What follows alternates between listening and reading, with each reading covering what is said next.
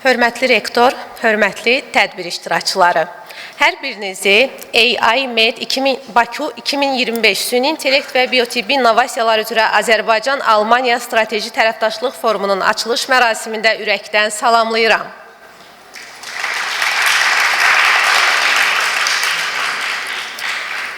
Qeyd edim ki, forum Azərbaycan Prezidenti İlham Əliyevin 2025-ci il 19 mart tarixli sərəncamı ilə təsdiq olunmuş Azərbaycan Respublikasının 2025-2028-ci illər üçün süni intellekt strategiyası çərçivəsində müəyyən edilmiş prioritet hədəflərə uyğun olaraq təşkil olunan ilk beynəlxalq tədbirdir.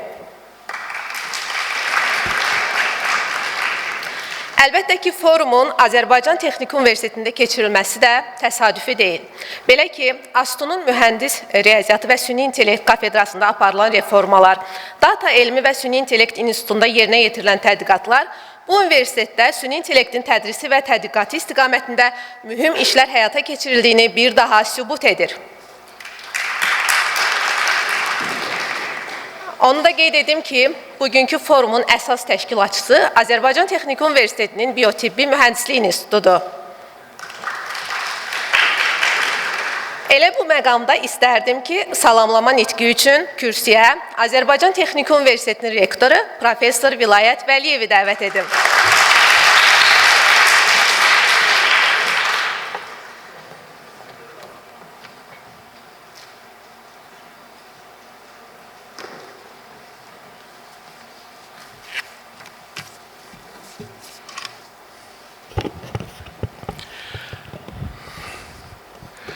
Hörmətli qonaqlar, Duran müəllim, Nigar xanım,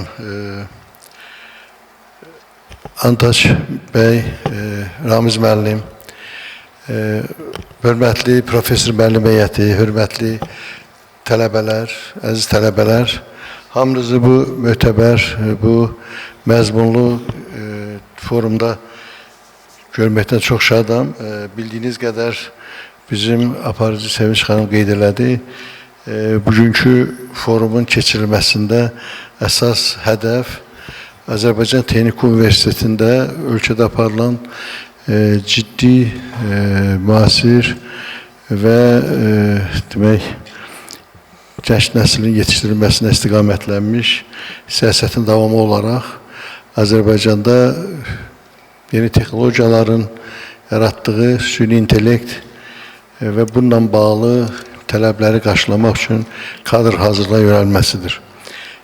Bu, bildiyiniz qədər Azərbaycan Respublikasının Prezidenti Cənab İlham Əliyevin sərəncamı ilə mart ayının 9-da Azərbaycanda süni intellektin inkişafından bağlı dövlət proqramı təsdiq olunmuş və bu proqramın çox ciddi istiqamətləri var.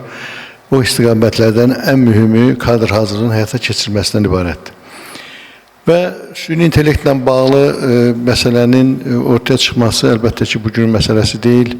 70-ci illərdən məsələlər çox ciddi sürətdə müzakirə olunub. Hələ mən xatırlayıram, bizim tələbəçilik dövrümüzdə bizim hörmətli böyük alimimiz Ramiz müəllim də burada iştirak edir. Biz bərabər tələbə yoldaş olmuşuq, eyni bir istiqamətdə bununla bağlı o dövrdə olan prosesləri database, yəni bu datalarla işləmək və o vaxtın tətbiq riyaziyyatçıları bu istiqamətdə çox ciddi işlər görüblər və Azərbaycanın bugünkü inkişafında mən deyərdim ki, o dövrdə yetişən kadrların çox ciddi rolu var. Bütün istiqamətlərdə istər neft-qaz çıxarma istiqamətində, istər elektroenergetikanın inkişafında, istər telekommunikasiyanın istiqamətində, istərsə də tibbi sahədə çox ciddi istiqamətlər var. Hələ vaxt biz təyinat alanda, təyinatda belə yer var idi ki, biotibbi mərkəzə təyinat var. Yəni o zaman bizim hörmətli akademikimiz Cəlal Əliyevin rəhbərliyi ilə biotibbi mərkəz yaradılmışdı Elmlər Akademiyasında və televiziyanın yanında yerləşirdi orada. O da bizim tələbə yoldaşımız sonra orada bir rəhbər oldu. Və s. Yəni bu istiqamətdə məsələlər ona görə xatırlayıram ki, 70-ci illərin axırı, 80-ci ilin əvvəllərində süni intellektlə bağlı çox ciddi bir diskusiyalar gedirdi. Biz tələbə olanda bu diskusiyaların içində idik, sonra özümüz bu demək proseslərin içində olduq və xatırlayıram ki, o vaxt Kibernetika İnstitutunda Teoman müəllim, qara Teoman deyirlər ona, demək təbii dilin emalı bağlı məşğul olurdu. Yəni beləcə bu mühit formalaşırdı yəni o zaman. 90-cı illərdə bu istiqamətdə proseslər biraz da artdı və internetin ortaya çıxmasından bağlı, demək meydana gəlməsindən bağlı artıq dataların ortaya çıxması demək məsələlər, datalar çox real əhəmiyyətə malik oldu. Yəni dataların ortada olması o deməkdir ki, datalar və qanunauyğunluqları ortaya qoyub bilmə imkanı qazandı. Əlbəttə ki, bu girişi ona görə vermək istəyirəm ki, bu istiqamətdə biz həmin dövrdə fənlərin kəsişməsindən demək olan bir səhnəni görürdük. 70-ci, 80-ci, 90-cı illərin əvvəllərində. Amma indi biz texnologiyaların kəsişməsini ortaya qoyuruq və bir texnologiya bir sıra məsələləri həll edə bilir və bu nöqteyi nəzərdən biz data ilə bağlı, data təhlilinə bağlı, data elminlə və süni intellektlə bağlı bizim bir institut formalaşdırmışdıq. Bu institutun rəhbəri bizim hörmətli alimimiz Ramiz müəllim. Və sonradan biz gördük ki, biz bu istiqamətdə tələbatın ödənilməsinin çox ciddi bir tələbatla qarşı-qarşıyayıq və dünyada demək biotibbi texnologiyalar sahəsində texnologiyaların və dataların o qədər böyük bir əhəmiyyəti var ki, biz bu məsələni ayrıca olaraq formalaşdırmalıyıq və bu istiqamətdə bizə lazımdır ki, çox ciddi bir dünyada bu prosesləri, qlobal dəyişmələri düşünə bilən, texnologiyaların inkişafını bilən və bu istiqamətdə kifayət qədər xidməti olan bir rəhbər olsun bura. Biz ona görə həm biotibbi mühəndisliyi ilə bağlı yeni bir institutun açmağını qərar verdik, elmi şuramızın qərarından və bu demək institutda bizim hörmətli və çox dəyərli bir alimimiz, bizim həkimimiz Nuran müəllim bura biz təyin elədik və mən çox təşəkkür edirəm ki, çox qısa bir zamanda bizim bu institut bəzi demək istiqamətlərə, bəzi məsələlərin həllinə imkan verdi. Artıq institutda Nuran müəllim özü qeyd edir, bəzi məsələlər artıq müəyyən elmi tədqiqat işləri başlanıldı. Demək tədqiqatlar ortada var, nəşrlər var və bugün biz yeni bir məqamın, yeni bir demək çağırışın, yeni bir demək situasiyanın qarşısındayıq və bu da ondan ibarətdir ki, biz artıq demək biotibbi texnologiyalarca yeni bir laboratoriyanın tədqiqat mərkəzinin açılmasını bugün həyata keçirəcəyik. Bununla bağlı mən əslində çıxışımı bir neçə məqamı bizim hörmətli qonaqlarımız Nigar xanım və Antaç bəylə, Nuran bəylə biz bunları müzakirə elədik. Bizim radioloji və neyroradioloji cəmiyyətlə Almaniyanın bir müqavilə imzaladıq. Yəni bu cəmiyyətin də inkişafından istifadə etməklə bağlı və söhbətimizdə bəzi məsələlər müzakirə etdik. Bir gün hörmətli bizim professor müəllim heyəti və bizim əziz tələbələrimiz üçün əhəmiyyətli ola bilər. Mən onların bir qismini bizim hörmətli qonaqlarımızın dediyi məsələləri qısa bir şərh vermək istəyirəm ki, biz hansı məsələləri qarşıya qoyuruq və bizim gördüyümüz ondan ibarətdir ki, bizim tələbələrimizdən, xüsusən bu sahədə istiqamətlənən tələbələrimizdən çox şey gözləyirik. Bununla bağlı Nuran müəllim bir sıra məsələləri qeyd elədi. Biz əsasən bugünkü süni intellekt laboratoriyamızın əsas məqsədlərindən birini şirkətlərlə əməkdaşlıqda görürük.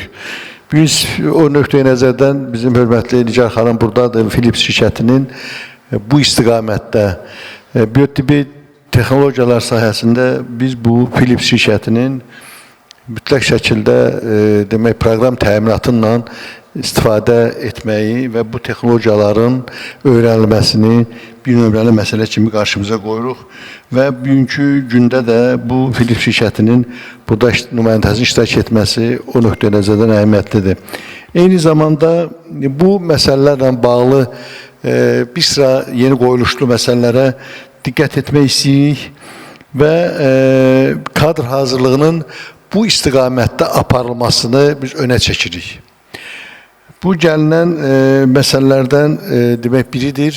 Bu mən düşünürəm ki, çox ciddi bir məsələdir və biz əgər Philips şirkətinin imkanlarından istifadə edərək bu texnologiyalara girişə əldə edə bilsək və biz bunu tibbi texnologiyalar sahəsində tətbiqini öyrənə bilsək, kadr hazırlığı və bizim gələcək tədqiqatlarımız üçün önəmli bir məsələdir.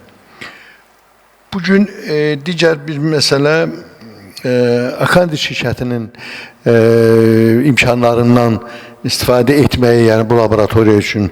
Ona görə də bizim bugün Antaç bəy buradadır və o bizə bir demək sunum yapacaq, yəni bir prezentasiya eləyəcək və burada biz son dövrlər insan həyatının xilası üçün və biotibbi texnologiyaların inkişafı üçün SNET məsələləri və bunun texnologiyaları çox ciddi bir məsələdir. Bu bizim universitetdə material, metallurgiya sahəsində işləyən alimlərimizin, eyni zamanda texnologiyalar sahəsində işləyən alimlərimizin işinə çox böyük imkan verə biləcək bir məqamdır. Və iki dənə büyük şirkət Nurhan bəy bura dəvət edib. Mən düşünürəm ki, bu çox düşünülmüş və demək, gələcək işlərin inteqrasiya olunma şəklində ortaya qayacaq şirkətlərdir və həm bu istiqamətdə bəlli bir məsələ qoyuluşları elə indidən formalaşdırıla bilir. O nöqteyi nəzərdən biz Antaç bəyə də dərin təşəkkürümüzü bildiririk və düşünürəm ki, biz bu istiqamətdə həm gələcək kadr hazırlığını, həm də tədqiqatlarımızı gücləndirə biləcəyik. Eyni zamanda burada qeyd olunan məsələlərdən biri də biz bu imkanlarımızdan istifadə edərək gələcək grant, patent və digər məsələlərlə iştirakda aktiv olmağı düşünməliyik və bu istiqamətdə də biz bəzi məsələlər söhbət etdik. Artıq biz müəyyən patentin alınması üçün, müəyyən bir tədqiqatların nəticəsi olaraq patentlərin alınması üçün bəlli bir infrastrukturu ortaya qoymuş olacağıq. Eyni zamanda da grantlarla bağlı, yəni biz hər hansı bir formada bu istiqamətdə bizim universitetin özü də bəzi imkanlardan istifadə edə bilər. Burada biz hər hansı bir başqa bir çətinlik görmürük. Digər bir məsələ, biz bir müqavilə imzaladıq. Bizim Almaniya Radioloji və Neyroradioloji cəmiyyətindən bağlı, o cəmiyyətin təşkillərindən biri Nurhan bəydir. Və bizim bugün çox təəssüf ki, 2 nəfər professorumuz Almaniyadan gələcəkdir və onlar xəstələniblər. Onlar şəxsən bizlə danışdılar və növbəti dəfə bizim bu ayrı bir tədbirimizdə iştirak edəcəklər. Biz o müqaviləni imzaladıq. Bu müqavilədə də ciddi məqamlar var ki, biz bu cəmiyyətin imkanlarından istifadə edək. Əslində, vətəndaş cəmiyyəti olaraq bu demək, cəmiyyətin imkanlarından, xüsusən tədqiqat imkanlarından biz geniş istifadə edə bilərik. Və gəldiyimiz bir nəticə də var ki, biz təkcə Almaniyanın bir cəmiyyəti və bir demək, klinikasından yox, bir çox şəhərlərdə olan klinikalarla, biotibbi texnologiyaları dəstəkləyən müəssisələrinlə əlaqələrin qurulmasını qərarlaşdırdıq. Mən bizim hörmətli qonaqlarımıza dərin təşəkkürümü bildirirəm və düşünürəm ki, biz bütün səviyyələrdə həm demək bizim şirkətlərlə eyni zamanda bizim tədqiqat imkanlarımızı çox genişləndirəcəyik və bir daha bizim qonaqlarımıza, hörmətli qonaqlarımıza dərin təşəkkürümü bildirirəm və bizim hörmətli müəllimlərimizə bu istiqamətdə, bizim professor müəllim heyətə bu istiqamətdə aktiv olmağa çağırıram.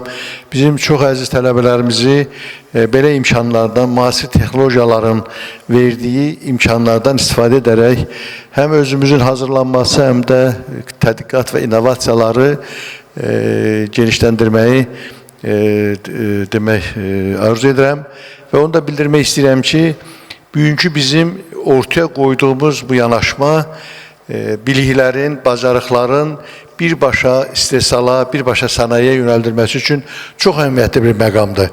Ona görə hər bizə dərin təşəkkürümü bildirirəm. Mən forumun təşkilatçılarına, ideya müəlliflərinə, Nuran bəy sizə dərin təşəkkürümü bildirirəm və hamınız bu istiqamətdən istifadə edək. Çox sağ olun, təşəkkür edirəm.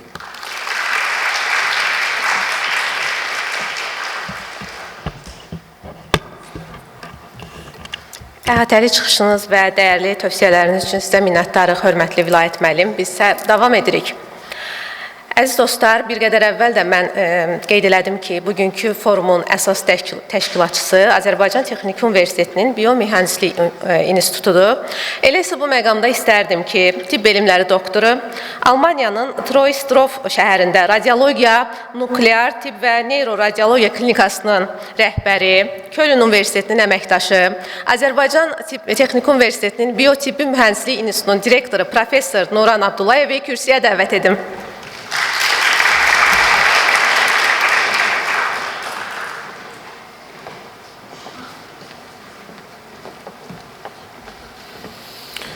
Təşəkkür edirəm mən də. Öz növbəmdə hər birinizi salamlayıram. Vilayət müəllim başda olmaqla bütün professor müəllim heyətini və eyni zamanda əziz tələbələrimizi, mən burada dostlarımızı gördüm, onları salamlayıram. Fərqli şirkət nümayəndələri gördüm, onları salamlayıram. Onlar bugünkü Azərbaycan səhiyyəsində də deməli bizim süni intellektin tibbi tətbiqindən bağlı müəyyən təklifləri var. Onlarla mənim forumdan əvvəl də görüşlərim olub. Bugün onları burada görməkdən də şadam. Və eyni zamanda bizim qonaqlarımızı da salamlayıram və mən də istəyərdim forum haqqında qısa olaraq bildirim ki, bizim məqsədimiz nədən ibarətdir. Bildiyiniz kimi, mart ayında möhtərəm cənab prezidentin Azərbaycanda süni intellektin 2025-2028-ci illər haqqında strategiyası deməli sərəncam imzaladı. Və bu sərəncamda əsas prioritetlər, fəaliyyət istiqamətləri və prioritetlər ortaya qoyuldu ki, həmin prioritetlərdən ilki məhz bu cür strateji beynəlxalq əməkdaşlıqdır ki, və bu özü də bir tarixdir ki, bu sərəncamdan sonra ilk bu cür əməkdaşlıq forumu Texniki Universitetdə keçirilir.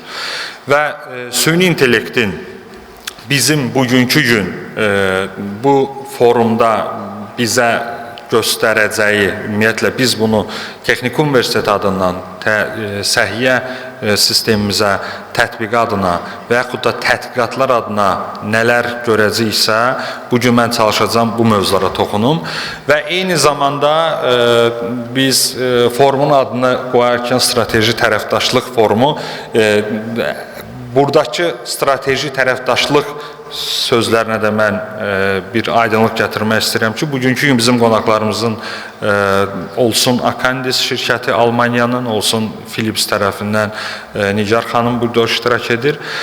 Bunlarla bizim Almaniyaya bağlı bir neçə strateji deməli əməkdaşlıqlarımız artıq başlayıb və bugün bunlardan birinlə biz qonaqlarımız çıxış eləyəcək. Akandis şirkəti olaraq nə qədər işlər görürlər, elmi tədqiqatlar görürlər və ümumiyyətlə bunların fəaliyyəti Almaniyada nədir? Mən qısa olaraq bildirə bilərəm ki, Almaniyanın ilk üçlüyünə daxil olan şirkətdir ki, o şirkət olsun biotibbi mühəndislik sahəsində, olsun səhiyyədə bizim istifadə etdiyimiz, əməliyyatlarda istifadə etdiyimiz beyin stentlərinin deməli istehsalı ilə bağlı artıq dünyada ilk sıralara daxil olubdur və onlar Almaniyada yerləşir və Alman şirkətidir və bizim Texniki Universitetin də onlarla artıq eksperimental tədqiqatlar səviyyəsində müəyyən əməkdaşlıqları başlayacaq ki, bunun da, məhz bu da bizim bu forum çərçivəsində baş vermişdir.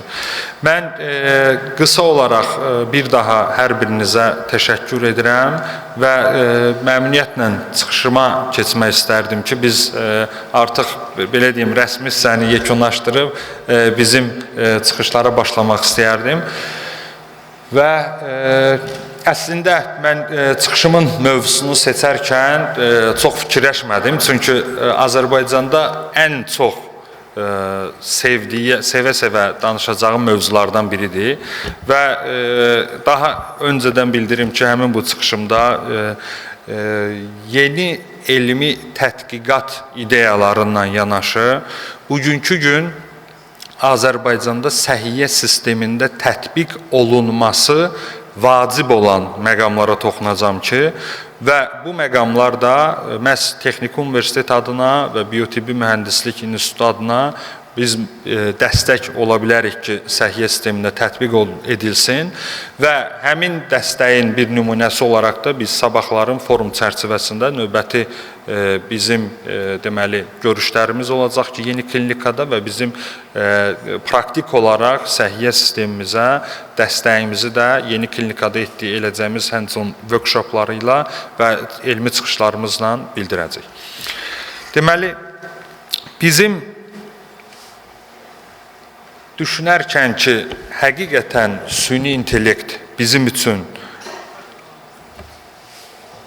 inqilabdır, yoxsa həqiqətdir, mən ən sonda bu barədə öz fikrimi qeyd edəcəm və tarixinə baxarkən və mən hər bir kəsə bildirmək istəyirəm ki, mənim xəbərim var ki, bugünkü gün Azərbaycanda süni intellekt adı çəkiləndə, elmi səviyyədə çox önəmli professorlar bugün bu zaldadır və şəxsən mən bir Azərbaycanlı olaraq onlarla fəxr edirəm və onların elmi tədqiqatlarına və ideyalarına baxdıqda onlar nəinki Azərbaycan səviyyəsində, beynəlxalq səviyyədə elmi tədqiqatları var və bundan sonra da həmin o elmi tədqiqat nümunələri, ideyaları mən düşünürəm ki, inkişaf edəcəkdir və tibbdə nə zaman başladı?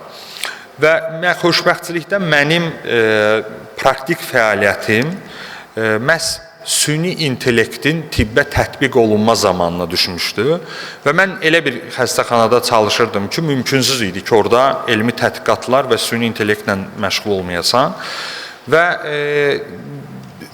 eyni başlandığı sürətlə mən süni intellektin artıq elmi tədqiqat səviyyəsində tibbə tətbiqi ilə deyil, artıq praktik tətbiqi zamanını da yaşım imkan verdi ki, bunu da görüm və bugünkü gün mən özüm də süni intellektdən istifadə edirəm və ümumiyyətlə əsası nə verdi süni intellektin tətbiqinə? Kifayət qədər datalarımızın olmağı və bu datalardan əslində bir çoxları belə düşünür ki, daha öncələr 20-30 il əvvəl süni intellekt və s. olmayıbdır. Xeyr, bugün Vilayət müəllim də qeyd etdi, süni intellektin yarandığı ümumiyyətlə, yəni süni intellektin tətbiqi heç də səhiyyə tətbiqi ilə başlamır. Bu daha bir çox illərə başlayır və ümumi olaraq da ilk deməli məqamlarında süni intellektin tətbiqində və həqiqətən görsəndi ki, bu işçi qüvvəsinə bir dəstəkdir və böyük datalardan istifadə edilərək ondan sonra növbəti mərhələyə keçildi və bugünkü gün artıq sübut olunub ki, radioloji, neyroradioloji şöbələrdə həqiqətən 43%-ə qədər işin yükünü azalda bilir süni intellektin tətbiqi və bugün bizim buna niyə görə ehtiyacımız var? Bu da elm əsaslıdır əslində. Çünki təkcə burada mən radiologiyaya aid olan deməli statistikanı qeyd etmişəm. Bizim iş yükümüzün azalmağı bizi ümumiyyətlə müəyyən xəstəliklərdən azad edir. Və bu da sübut olunub ki, radiologiya sahəsi də daxil olmaqla iş yükünün çox olması burnout olaraq bizə təsir edə bilir ki, və həqiqətən xəstəlik olaraq biz ümumi sistemə verəcəyimiz töhfədən əl çəkməli oluruq və ona görə də əslində yola buradan çıxıldı ki, Avropada və Amerikada insanların iş yükünü biraz azaldaq. Və bugünkü gün burada gördüyünüz süni intellekt portfoliyosuna daxil olan bu şirkətlər səhiyyə sistemində inqilabi fikirləri tədqiqatdan praktik mərhələyə keçirən şirkətlərdir. Və bu şirkətlər Azərbaycanda qeyd edə bilərəm ki, müəyyən çalışmalara başlayıblar, amma konkret olaraq praktik fəaliyyətlərindən xəbərim yoxdur. Amma Almaniyada bütün bu şirkətlərin tətbiq etdiyi süni intellektlə bağlı səhiyyədə və xüsusən də radiologiya sahəsində çox önəmli deməli proqramları var. Və mən ilk olaraq insultdan başlamaq istəyirəm ki, bizim çox önəmli bir xəstəlikdir ki, bu xəstəliyin deməli yaratdığı əlillik dünyada ilk yerdədir. Məhz buna qarşı göstərdiyimiz, bizim etdiyimiz əməliyyatlar uğurla nəticələndiyinə görə artıq bütün dünyanın hər yerində, o cümlədən Azərbaycanda da yaxın gələcəkdə bu əməliyyatlar tətbiq olunacaq. Və süni intellekt burada harada tətbiq edilir? Bu gördüyünüz insulta yanaşmanın ən son mərhələsidir ki, artıq biz Almaniyada insultu, yəni beyin infarktını mobil təcili yardım maşınında kompüter tomoqrafiya eləyərək diaqnozunu qoya bilirik. Və burada həkim diaqnozu qoymağına artıq ehtiyac yoxdur və süni intellektin tətbiqi o qədər irəliyə getdi ki, sol tərəfdə gördüyünüz kompüter tomoqrafiya şəklini artıq tətbiq nəticəsində istifadə etdiyimiz proqramlar xəstə maşında olarkən diaqnozunu qoyur və burada beyin qanaması yoxsa beyin infarktı baş veribdir. Artıq proqram bunu müəyyənləşdirir və xəstəxanaya daxil olan xəstəyə mən qərar verirəm ki, buna əməliyyata ehtiyac var, yoxsa əməliyyata ehtiyac yoxdur. Və bu artıq xəstəxanaya daxil olmadan öncə baş verir. Və bunu da qeyd etdiyim kimi sol tərəfdə gördüyümüz kompüter tomoqrafiya nəticəsində icra olunur və bu proqram nəticəsində bizə süni intellekt eyni zamanda xəstənin beynində damarın tutulmasını göstərə bilir. Və bunun özü, əslində mən sizə qiymətini də deyə bilərəm bu proqramın illik olaraq nə qədərdir. Və bunun özü bizim insultun müalicəsində bir inqilabi inkişaf idi ki, həkim artıq xəstəxanaya daxil olarkən beynində beyin infarktı olub qanama olduğunu qərar verirdi. Amma damar tutulması artıq mən əməliyyat edəcəm qərarı üçün çox önəmli məqam o idi ki, biz onu öncədən bilək və gördüyünüz proqram nəticəsində burada da süni intellekt tətbiq edilir və başlanğıcda belə olub ki, datalar bizim klinikada istifadə etdiyimiz datalardan istifadə olunub və qırmızı rəngdə görsənən yerdə artıq mənə 2 saniyə içərisində mobil təminatla belə göstərə bilir ki, bəli, bu adamın beynində tutulma var və əməliyyat burada icra olunmalıdır. Və bunun da tətbiqi təbii ki, Azərbaycanda artıq insulta yanaşma müəyyən olunubdur və bunlarda icra olunacaq əməliyyatları tətbiq etmək istəyirlər.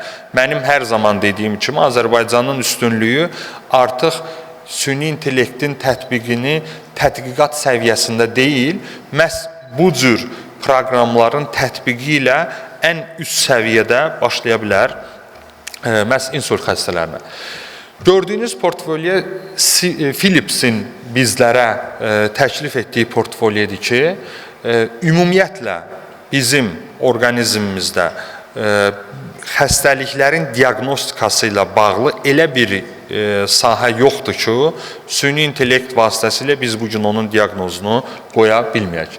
Və bizim 3 ən önəmli mövzumuza toxunmaq istəyirəm ki, bugünkü gün artıq Almaniyada önümüzdəki aylarda bu tətbiq olunacaq, Amerikada artıq olunubdur və təbii ki, digər inkişaf etməkdə olan ölkələr üçün bir nümunədir, eyni zamanda Azərbaycan üçün də bir nümunədir ki, bunun tətbiqi ilə deməli bu proqramın tətbiqi ilə ağciyər xərçənginin skrininqini aparmaq olur. Biz ağciyər xərçənginin diaqnostikasında vacib olan amil ondan ibarətdir ki, kompüter tomoqrafiya çəkilməlidir və bugünkü gün sübut olunub ki, çəkilən kompüter tomoqrafiya Azərbaycandan məsafə olaraq bildirirəm. Amerikaya uçub qayıdarkən aldığımız şüa ilə çox aşağı dozada çəkilə biləcək kompüter tomoqrafiya da, yəni dozaları eynidir, həm şüalanma eynidir. Və ona görə burada birinci qarşıya qoyulan sual ondan ibarət edir ki, həqiqətən də qorxuludurmu? Hər kəs əgər hər kəs deyil də ehtiyacı olanlar bu skrininq alsa, xeyr, qorxulu deyil. Və bunun tətbiqi ilə artıq Almaniyada yaşı 50-dən yuxarı olan insanlarda ağciyər xərçənginin skrininq aparılacaq. Və skrininqdə heç bir həkimə ilkin mərhələdə ehtiyac yoxdur. Tətbiq edilən proqram nəticəsində ağciyərdə görsənən şübhəli qalınlaşmalar qeyd olunacaq və tətbiq edilən süni intellekt nəticəsində report belə yazılacaqdır diaqnoz olaraq və ən sonda həkim sadəcə dəstəkləyici məqsədlə çox qısa zamanda bir xəstəyə 1 dəqiqədən çox zaman ayırmadan təsdiq eləyəcək ki, bununla razıyam. Əgər qeyd eləsə ki, razı deyiləm, o zaman yenidən süni intellekt diaqnostikasını daha da yaxşı eləmək üçün ilkin mərhələyə başlayacaq. Yəni, burada da bir daha görürük ki, təkcə diaqnostikanın deməli, qoyulan diaqnozları təsdiq etmək üçün deyil, artıq o mərhələyə keçilib ki, qoyulmayan diaqnozların daha erkən zamanda qoyulmasında da bizə köməklik edir.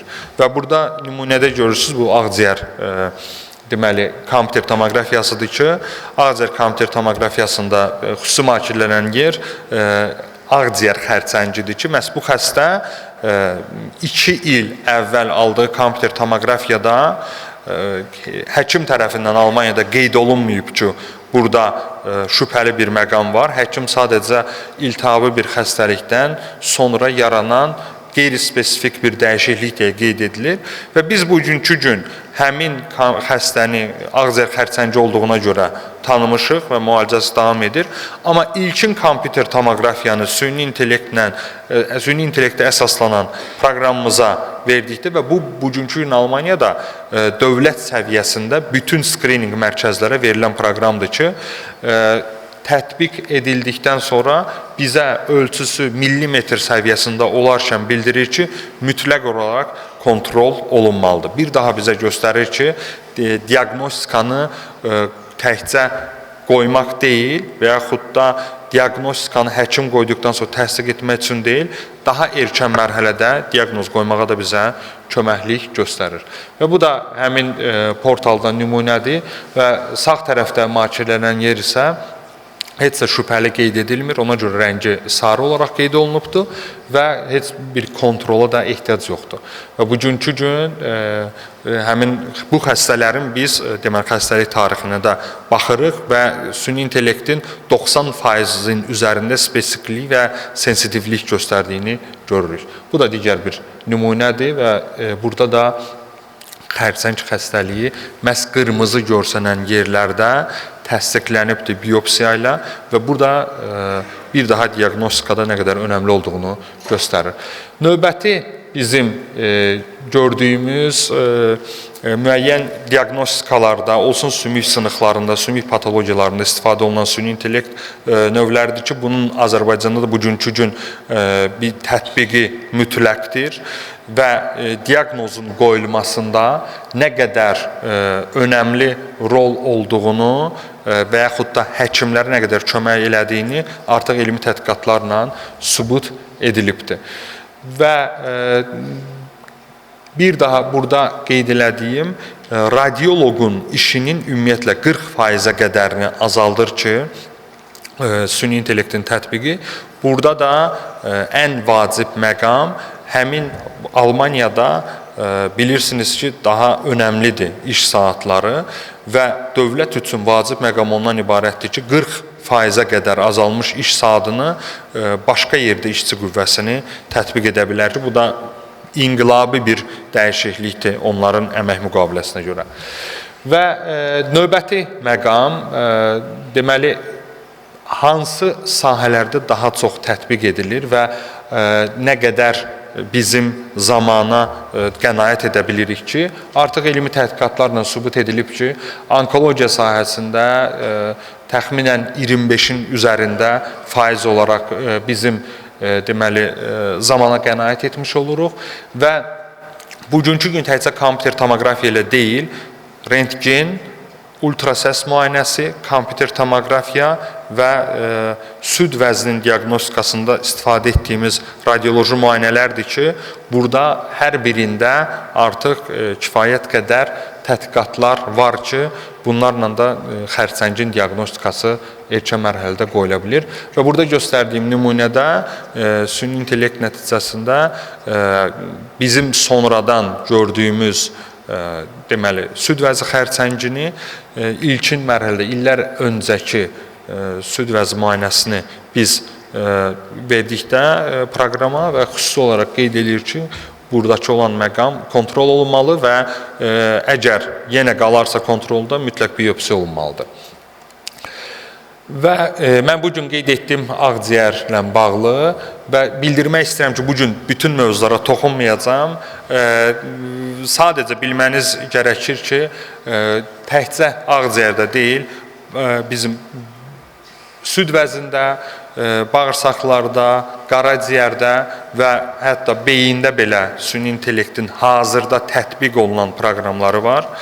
Və kiçik bir araşdırmaya görə artıq sübut olunur ki, süni intellektin təkcə bizim gördüyümüz sahələrdə deyil də, tibbə aid olan digər sahələr də var ki, tətbiqi daha rahatlaşdırılır və baxdıqda bu sahələr hansıdır? İki sahəni qeyd etmək istəyirəm.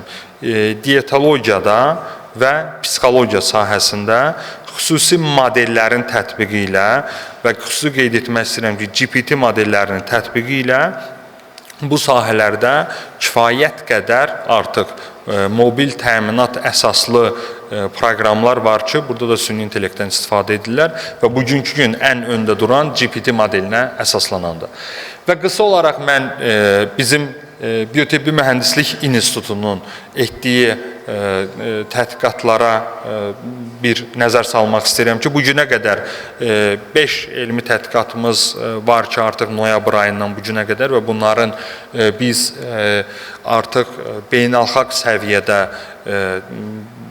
yüksək impact faktorlu jurnallarda çapı üçün artıq müraciətlər olunubdur və yaxın gələcəkdə olacaqdır və ilkin mən bildirmək istəyirəm ki, bu çox böyük uğur idi Almaniyada və bilirsiniz ki, bu strateji olaraq GPT-yə qarşı olaraq Çindən DeepSeek-in tətbiqi bazara çıxarıldı və bundan sonra təbii ki, DeepSeek ilə ChatGPT arasında müqayisələr başlanmışdı ki, və biz ilk Almaniyada tibbdə və bunun biotibbi mühəndisliklə, birbaşa süni intellektlə uyğunlaşdırılan bir proyekt olaraq irəli sürdük ki, bizim cərrahi qərarlarda və xüsusən də Azərbaycan dilində kör bağırsağın iltihabı deyirlər.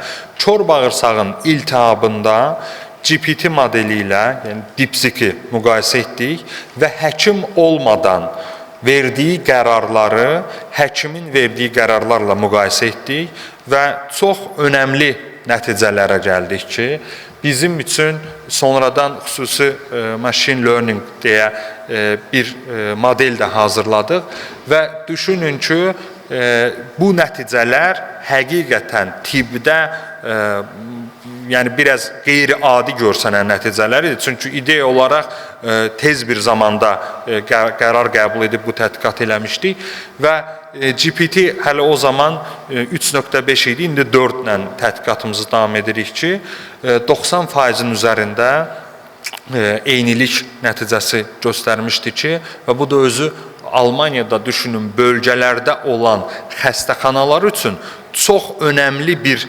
statistik cavabdır. Niyə görə? Biz Almaniyada indi mən tibb sahəsində olduğum üçün dəqiq sizə deyə bilərəm ki, elə bölgələr var ki, orada təcili yardımda ön planda olan həkim çatışmamazlığı var. Və həkim növbədə olan digər özündən təcrübəli həkimi tapmaq üçün bir neçə dəqiqələr itirməlidir. Amma məhz bizim elədiyimiz GPT modeli ilə həmin həkimlər lazım olan anamnezdən, lazım olan simptomlarla qeyd edib və nəticəni ala bilər ki, bu nəticələr də eyni ilə yəni mütəxəssis həkimin verdiyi nəticələrə belə demək olarsa bərabərdir. Və növbəti bizim etdiyimiz tədqiqat sol tərəfdə gördüyünüz kompüter tomoqrafiya müayinəsidir və bu kompüter tomoqrafiya müayinəsində öd kisəsində olan daşın müəyyən olunmasıdır və biz ən sadə bir ideya ümumiyyətlə daşı müayinədə müəyyən etmək idi. Təbii ki, bunu biz model əsasında göstərə bildik, amma biz daha bir mərhələ qabağa gedərək GPT-4-ə əsaslanan modellə DeepSeek-i müqayisə etdik və nəticələri mən artıq burada hər kəs görür, müqayisə etdik və növbəti mərhələdə isə əməliyyat qərarını həmin modeldən soruşduq və həmin modeli biz trening olaraq qəbul edilmiş deməli qızıl standartları həmin modeli öyrətdik və qızıl standartları öyrətmədən də cavabını aldıq və burada o statistikanı burada qeyd etməmişəm. Yəni bizim ona standartları verib verməməyin heç bir önəmi olmadı. Amma nəticələri görürsüz ki, yəni 80%-ə yaxın eynilik təşkil edir ki, və bu modellərlə də həmin qərarlar verilə bilər ki, öd kisəsində olan daşın əməliyyatına ehtiyac var, yoxsa yoxdur. Növbəti bizim komandanın üzvlərindən biri Münchendə və burada xüsusi qeyd etmək istəyirəm, Uğur Ağamaliyev cərrahiyyə sahəsindədir. İnşallah mən bu kollektivlə də tanış edəcəm və çox önəmli bir elmi tədqiqatı onlar da elədilər və bu elmi tədqiqatlarda həqiqətən xəstələrin nə qədər öyrəndiyi, öz xəstəlikləri barədə öyrəndiyi və digər bir tədqiqatın hissəsində də xəstələr öz xəstəliklərindəki əməliyyat qərarlarında ala biləcəkləri riskləri GPT modelindən və həkimdən soruşaraq müqayisə aparmışdılar ki, burada da bu komandanın təklif etdiyi model həqiqətən həkimləri təklif etdiyi model qədər önəmli idi xəstələr üçün. Növbəti elmi tədqiqatımız bizim burada da xüsusi bir modellə süd vəzi xərçənginin deməli tumor bordu olur və bu tumor bordlarda verilən qərarlar var. Bu multidisipliner verilən qərardır və bizim GPT modelimiz üzərindən həmin bu qərarları sonradan retrospektiv olaraq biz xəstəlik anamnezlərini verərək müqayisə etdik və nəticələr burada da çox uğurlu oldu və bu nəticələr də yaxın zamanda elmi ədəbiyyata daxil olacaq ki, bizim təklif etdiyimiz model əsasında artıq xəstələrin roadmap-i, alacaqları müalicə və müayinələr təklif olunur ki, bu da həmin tumor bordda təklif edilən müalicə və müayinə ilə eynilik təşkil edir. Beyində deməli insult zamanı qoyulan diaqnozunda biz deməli model əsasında diaqnostikasını və insultun yerləşməsinlə bağlı tədqiqat apardıq və bu tədqiqatın nəticələri də bizim üçün çox önəmli idi ki, lezyonların lokalizasiyasına 80%-ə yaxın, MRT-də olan sekvensləri 100% olaraq bizim təklif etdiyimiz model tanıdı və bu da bu yaxın günlərdə artıq elmi ədəbiyyata daxil olacaqdır, artıq elmi jurnallara göndərmişik. Çox vaxtınızı almadan mən çıxışımı yekunlaşdırmaq istəyirəm və çıxışımın sonunda bildirmək istəyirəm ki, mənim üçün süni intellekt artıq inqilabi mərhələsini keçmişdir və bugünkü gün həqiqətən bu sual verilərsə reallıqdırmı, yoxsa inqilabdırmı, mən hər ikisi deyə düşünürəm və Azərbaycan olaraq isə inqilabi mərhələni keçdiyinə görə mütləq olaraq tətbiq edilməsini düşünürəm səhiyyə sahəsində və bu tətbiqdə artıq tədqiqat mərhələsində deyil, dəqiq, praktik olaraq bizlərə, həkimlərə kömək edəcək səviyyədə tətbiq edilməli. Diqqətinizə görə təşəkkür edirəm, minnətdaram, çox sağ olun.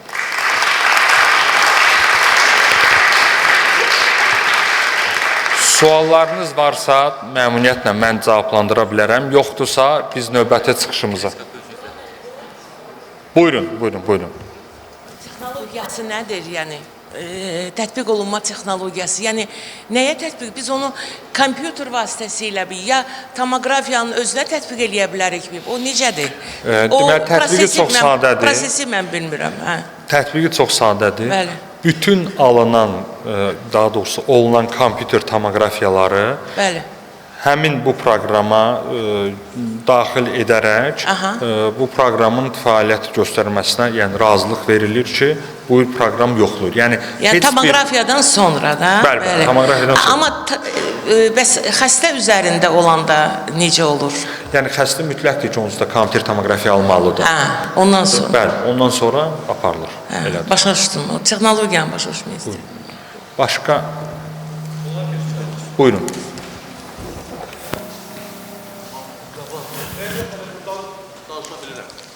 Təşəkkür edirəm Nuran bəy. İki sualım var. Birinci sualım ondan ibarətdir ki, burada səhv diaqnoz qoyulma riski nə qədərdir? Bir də tibbdə bir etik prinsiplər var da, bu əgər səhv diaqnoz qoyulursa, bunun məsuliyyətini kim daşıyır? Təşəkkür edirəm. Əslində, sualınıza belə cavab verim. Bizim elmi tədqiqatlar, mən çıxışımın öncəsində qeyd etdim ki, elmi tədqiqatlar başlayan mərhələdə bu tədqiqatların Avropada, xüsusən də radiologiya sahəsində tətbiqinə başlayan professorların 80%-ə yaxını 10 ilin sonunda özlərinin gətirdiyi elmi tədqiqatlara qarşı çıxdılar. Və bu qarşı çıxma səbəbləri də məhz sizin dediyiniz etik tərəflər var idi. Onlar oldu. İkinci mərhələdə səhv diaqnoz qoymaq mərhələsinə gələndə bugünkü gün elmi tədqiqat səviyyəsində mən sizə cavab verə bilərəm ki, insanın səhv etmə faiz olaraq bildirirəm ki, səhv etməsi bir həkimin neçə faizdirsə, ondan 5% fərqlənmir.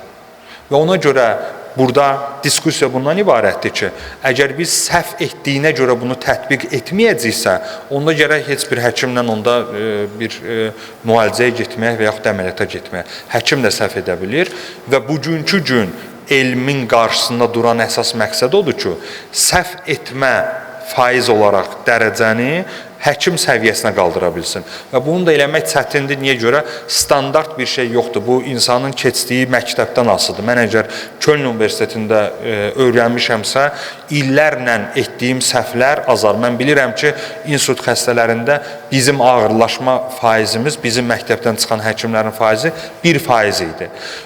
Amma bu, mənim sahəmdədir. Cərrahiyyədə başqa nisbətdir.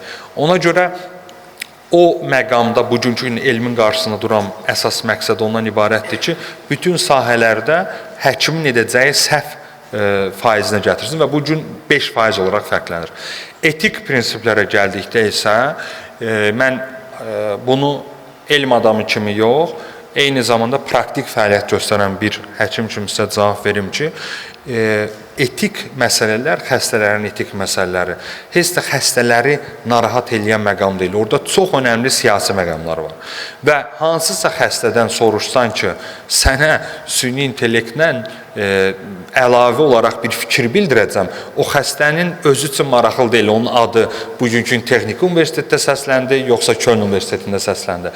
Və ona görə etik məqamdan tutub bugünkü gün süni intellektə qarşı olanlar biraz heç də belə deyim, elmi önə aparmaq üçün deyil, daha çox siyasi məqsədlə gətirilən arqumentlərdir. Və kiçik bir statistikanı da nəzərinizə çatdırım ki, mənim rəhbərlik elədiyim klinikada prostat vəzinin xərçənginin skriningini mən tətbiq etdim o regionda və mənim apardığım bir il ərzindəki statistika bundan ibarət idi ki, gələn xəstələrin 90%-i məndən başqa soruşurdular ki, bəs bu sahədə süni intellekt nə deyir, bizə deyə bilərsiniz və ondan sonra biz klinik olaraq illik 30.000 avro başqa bir süni intellekt proqramına da verdik ki, həmin xəstələrin məmnunluq faizini daha çox qaldıraq. Çünki xəstə təkcə həkimi deyil, eyni zamanda süni intellektin də fikrini öyrənmək istəyir. Buyurun, buyurun. Başqa sualı olan...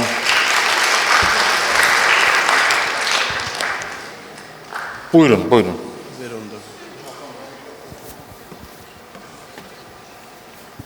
Süni intellektə qədər ekspert sistemlərindən istifadə olunurdu və faiz etibarı ilə süni intellektlə müqayisədə ekspert sistemləri müqayisə edəndə nə qədər yaxşı nəticə göstərir süni intellekt modelləri? Ekspert nəticələri deyərkən siz... Ekspert sistemləri. Deməli, bugünkü gün mən radiologiya sahəsində tətbiqdən danışa bilərəm ki, süni intellekt bütün başqa nələr tətbiq olunursa diaqnostikada hamısını keçibdir. Nisbət olaraq mən sizə dəqiq rəqəmi bildirə bilmərəm, amma süni intellektin dəqiqliyi bütün tətbiq olunanların hamısını keçibdir. Bu, radiologiya sahəsində olunandır.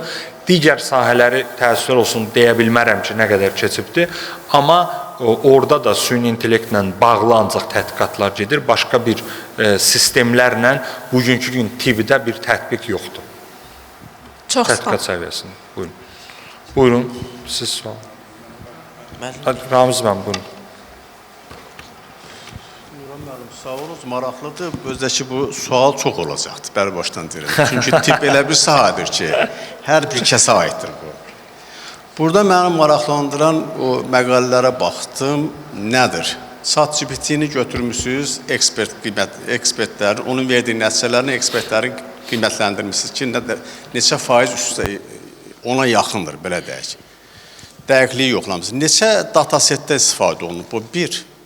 Və analiz aparılıbmı ki, niyə ChatGPT bu qədər yaxşı nəticə verir? Bəzisində gördüm, ChatGPT 3.5, ChatGPT 4-dən yaxşı nəticə göstərib, xəstəliyə görə idi o. Xəstəliyin növündən asılı olaraq. Niyə belədir?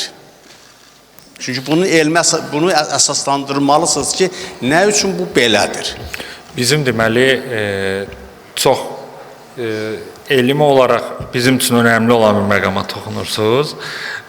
Dataset olaraq biz deməli, fərqli tədqiqatlarda eyni say deyil, mənim multisentrik etdiyimiz elmi tədqiqatlarda 100-ün üzərində idi. Amma biz minlərə çatmamışıq və etdiyimiz tədqiqatlarda 3.5-in 4-dən niyə görə yaxşı olduğu məqama gəldikdə isə biz onu bizim müzakirə etdiyimiz bölmədə bugünkü gün açıq buraxmışıq ki, əgər kiminsə bu neyronal network dediyimiz orada düşündüyü bir deməli məqamlar varsa ki, xüsusən 3.5 4-dən niyə yaxşıdır? Böyük məmnuniyyətlə burada deməli aparıla bilər və digər açıq qoyduğumuz məqamlar bundan ibarətdir ki, bizim istədiyimiz əslində bu GPT modeli bu gün Azərbaycanda da mən eşidirəm bir çox modellər tətbiq olunur və əslində bu bildiyimiz sadə olan GPT modelini başqa bir formada bir-iki şeyi örgədib, ondan sonra tətbiq olunan GPT modellərdir. Bizim istədiyimiz əslində göstərməkdir ki, bu istiqamətdə biz modellər hazırlaya bilərik ki, və bu modellərlə necə bugünkü gün mən 30.000 avro verib və yaxud da 30.000 üzərində pul verib illik olaraq lisenziya alıramsa ki, prostat xərçəngi üçün, eyni şəkildə də proqram təminatı ilə bu tətbiq edilməlidir. Bu sadəcə GPT üzərindən bu səhiyyəyə tətbiqi çətin olar. Bizim gətirmək istədiyimiz məqam odur. Amma sizin söylədiyiniz məqamda isə nəyə görə araşdırılıb konkret olaraq deyə bilərəm ki, 3.5 ilə 4-ün fərqi araşdırılmayıbdı və bugünkü gün o sahə biz yəni müzakirə yerində boş qoymuşuq. Və sizin burada əgər xüsusi fikirləriniz varsa ki, 3.5 niyə 4-dən yaxşıdır, böyük məmnuniyyətlə mən qulaq asa bilərəm. Başa düşdüm. Oldu. Sağ olun, sağ olun. Başqa sual?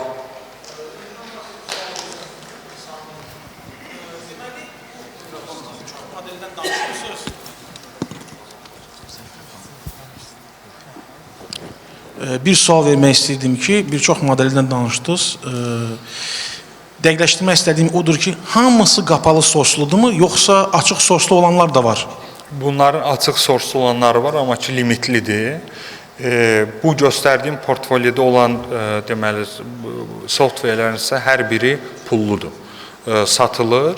Amma ki bu marketinq xarakteri daşıyır. Təbii ki bir çoxlarının var ki bugün Azərbaycandan da daxil olmaq olar. Amma limitli olaraq bir neçə gündən sonra limitləri bitir. Mən düşünürəm ki sualları yekunlaşdıraq, növbəti biz çıxışımıza keçək və çıxışımızda bizim qonaqlardan mən Akandis şirkətinin nümayəndəsini təqdim etmək istəyirəm ki, böyük məmnuniyyətlə biz sizin çıxışınıza qulaq asaq. Buyurun.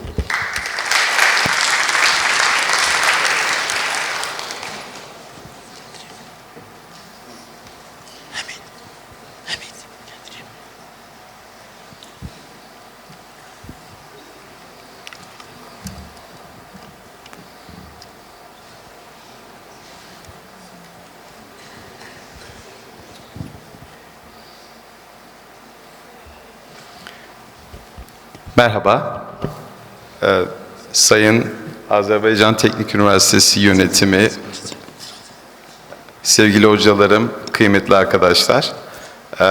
Sizleri Akandis adına, çalıştığım şirket olan Akandis adına selamlıyorum.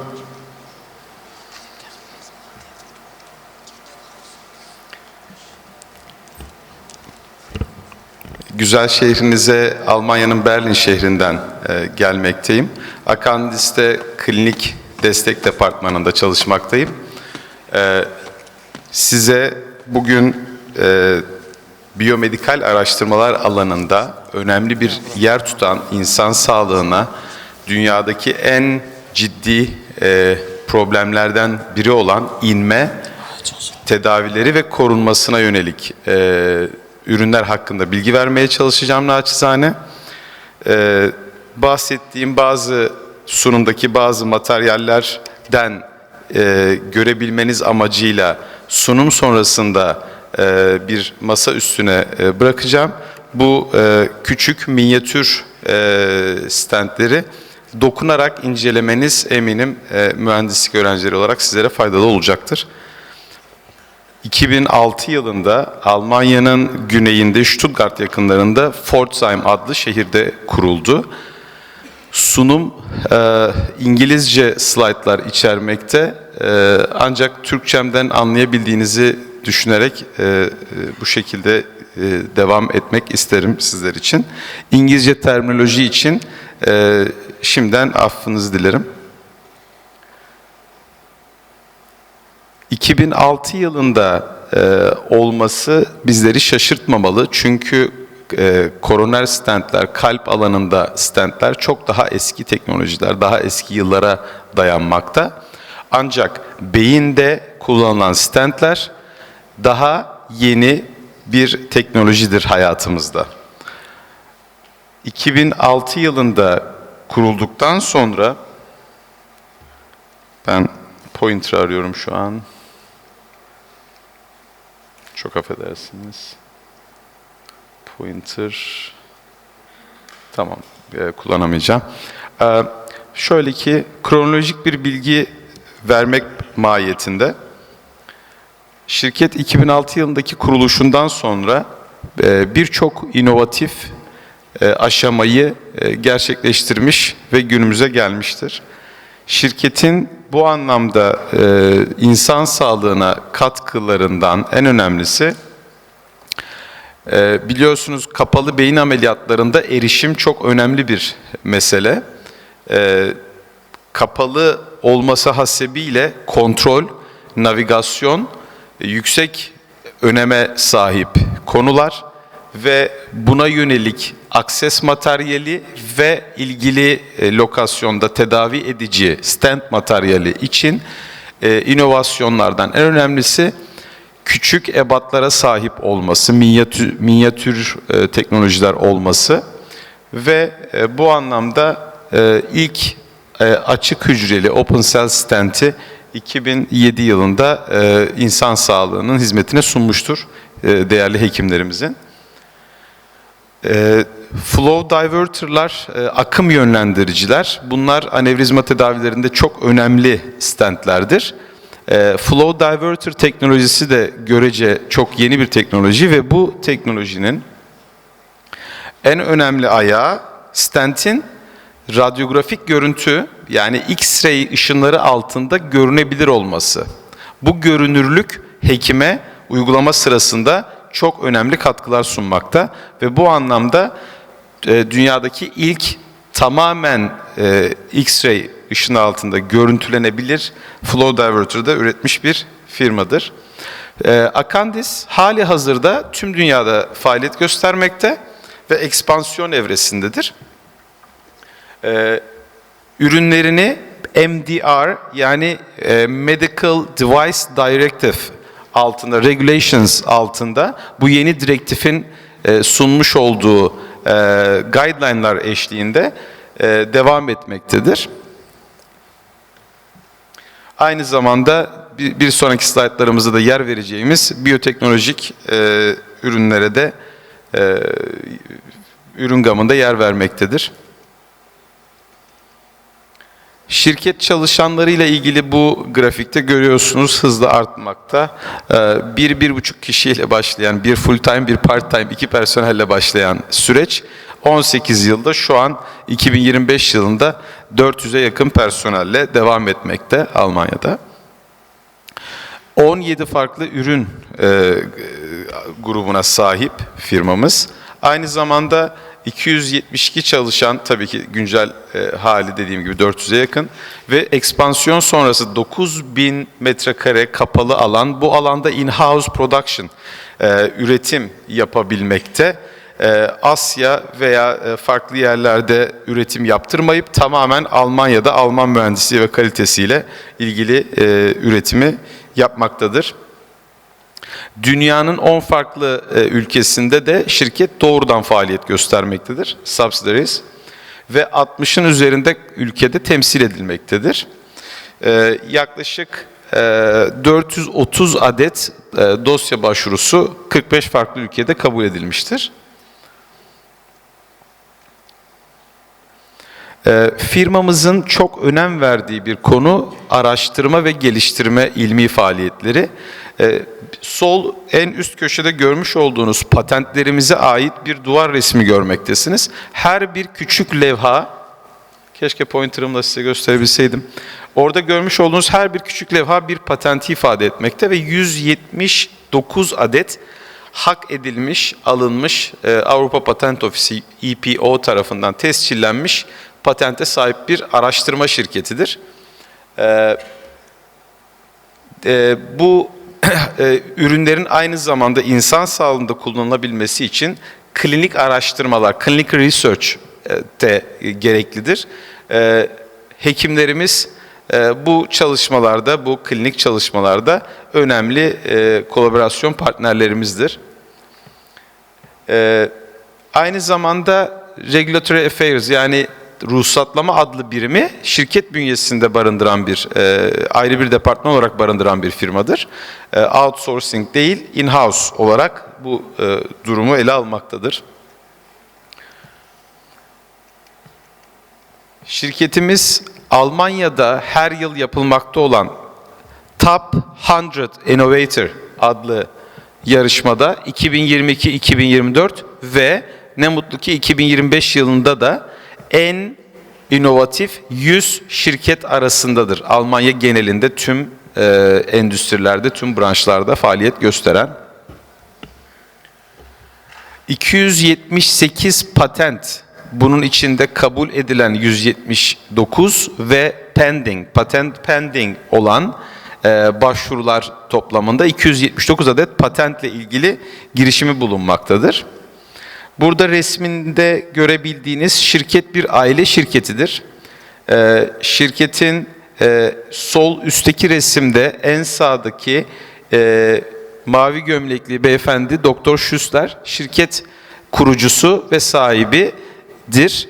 Kendisi bir bilim insanı, metalürji alanında faaliyet gösteren bir bilim insanıdır. Ki standlerde dokunduğunuz zaman anlayacaksınız, çok özel metallerle üretilmelidir. Metal alaşımlarıyla. Bundan da bahsetmek isterim. Şirket 3 ana grupta inme alanında sağlık hizmeti sunmaktadır. Medikal cihaz ürünleri sunmaktadır. Bunlardan birincisi hemorajik, ikincisi iskemik ve üçüncüsü access and delivery, yani olay sahasına erişimle alakalı materyallerdir. Hemorrhagic stroke kanama, beyin içerisinde bir kanamaya bağlı gelişen inmeler olarak genel olarak ifade edilebilse de bu grupta aneurysm bridging alt grubunda ilgili beyindeki baloncuğun, yani anevrizmanın, damarın balonlaşmasıyla oluşan anevrizmanın tedavisine yönelik 3 farklı ürün ile var olmakta. Bunlardan birincisi, dikkat edersiniz, ikisi mavi, biri metal bir renktedir. En baştaki ürün laser cut, yani lazer kesim bir stenttir. Aclinoflex Plus. Ondan sonraki ürünümüz braided bir stenttir, yani örgüdür. Ortadaki görmüş olduğunuz stent örgü stenttir. Özel bir metal telin, tek bir telin bir insan eliyle üretilmesi. Bu bir insan tarafından örüldü ve kullanılabilmekte. Ortadakinden bahsediyorum. Tek tel ve manuel bir örgüdür. En baştaki laser cut malum CNC üretimdir. En sağdaki ürün ise ortadaki ürünün daha geniş çaplı damarlarda kullanılmak üzere üretilmiş versiyonudur. Rex, T-Rex'ten adını alır, dinozor hepimizin bildiği, akılda kalıcı olması açısından. Acero ve Acero Rex olarak daha büyük çaplı olan ürün Rex olarak adlandırılmakta. Bu ürünlerde önemli bir özellik, mavi rengi veren bir kaplama. Blue Excite. Bu Blue Excite bir surface finishing, özellikle materyal alanında önemli bir safa. Stentin biyo uyumluluğunu arttırmak, çünkü vücut içerisinde implante edilip hayat boyu beraberimizde olacak bir metalin vücudumuzla çok uyumlu olması, biocompatible olması için gerekli bir kaplamadır. Aynı zamanda sürtünme kuvvetini de azaltan, friction'ı da azaltan bir özelliği vardır. Bir elektro kaplama, elektro polishing, Blue Excite teknolojisi. Yine görmüş olduğunuz braided, yani örgü stentler grubunda flow diverter'lar yer almakta. Akım yönlendirici, flow diverter olarak Türkçe çevirebiliriz. Kan akımının yönünü değiştirerek, kan akımına laminer bir yön vererek o baloncuk, beyin içindeki damarın baloncuklaşmış durumunda bir kanamanın engellenmesi ve o baloncuğun zamanla küçülmesi ve hastanın risk durumundan çıkması olarak ifade edebileceğimiz bir ürün grubu faydası. Bu grupta Derivo 1. jenerasyon ve Derivo 2. Derivo 2 güncel versiyonda full visibility öne çıkmış durumda. Stent uygulanırken birazdan size göstereceğim anjiyografik vaka resimlerinde de görebileceğiniz gibi görünürlüğü yüksek oranda arttırılmıştır. İskemik inme, işemik inme alanında olan ürün gruplarımız ise trombektomi, yani beynimizde gerçekleşen bir kan pıhtısının beynimizden kapalı ameliyatsız bir yöntemle uzaklaştırılması, trombektomi. Bunun kan pıhtısının uzaklaştırılması mekanik bir şekilde gerçekleştirildiğinden biz mechanical trombektomi cihazı olarak Aperio ürününe sahibiz. Size burada hazırlamış olduğum pakette dokunarak incelemenizi tavsiye ettiğim ürünler bu bahsettiğim şu an görmüş olduğunuz stentlerdir. Bunlar her biri farklı metal alaşımlarına, farklı kompozitlere sahiptir. Dokunarak bu farkı siz de hissedeceksiniz. Mutlaka tavsiye ederim bir mühendislik öğrencisi olarak. iCut bu Türkçe olarak darlık diye ifade edebildiğimiz damarlarda plak birikimine bağlı darlıklar, çeşitli başka alt faktörlere bağlı darlıklar ve bu darlıkların tedavi edilmesine yönelik balon. Neurospeed, bu balon ile ilgili darlığın açılması ve akabinde tekrar damarın kollapse olmaması için oraya bir stent yerleştirilmesi sistemi bizim iCut Treatment System dediğimiz Neurospeed artı Credo sistemimiz. En sağdaki ise karotit stenozis, çok daha geniş çaplı olan karotit arterlerimizin problemlerinde başvurduğumuz bir ürünümüz Caresto. Access ise siz de takdir edersiniz ki bir bacak ya da bir kol damarından insan beynine ulaşmak ve ilgili stentleri oraya bırakmak önemli bir husus ve bunu yapabilmek için bizim triaksiyal yani 3 aşamalı diyebileceğimiz bir sistem mevcut. Bunun birinci aşamasında kateter, en solda görmüş olduğunuz NeuroBridge, bizim bu anlamda sunmuş olduğumuz ürünler. Kateter ve kateterden sonra daha ince, daha küçük çaplı olan cihaz, mikrokateter adından da anlaşılabildiği üzere kullanılarak daha geniş çaplı damarlardan daha küçük çaplı ve distaldeki damarlarımıza erişim mümkün olmakta. Bu anlamda da tabii ki ilgili kateterler de yüksek polimer teknolojileri içermekte. Çünkü takdir edersiniz ki 1,5 metrelik bir kateter bacak ya da koldan çeşitli entegrasyonlarla ulaşabilmesi için farklı esnekliğe, farklı flexibility zonlarına sahip olmalı. 7 farklı, 5 farklı esneklik özelliğine sahip olan kateterler polimer teknolojisinin anlamında önemli. Peki biyoteknoloji, metalurji dışında da çok önemli bir husus var. Şu şekilde ifade edilebilir. Beynimize yerleştirilen stentlerin vücut ile biyo uyumlu olması ve akabinde tedavinin başarısının artması için damarın iyileşmesi yönünde fayda sunması anlamında çok önemli bir kaplama teknolojisi var. Bu bir biyoteknolojik aşamadır, patentli bir teknolojidir. Firmayı bu alanda öne çıkarmaktadır. Stentlerin hastaya uygulandıktan ve implante edildikten sonra tekrar bir damar içinde tekrar bir pıhtı oluşması asla istenmez.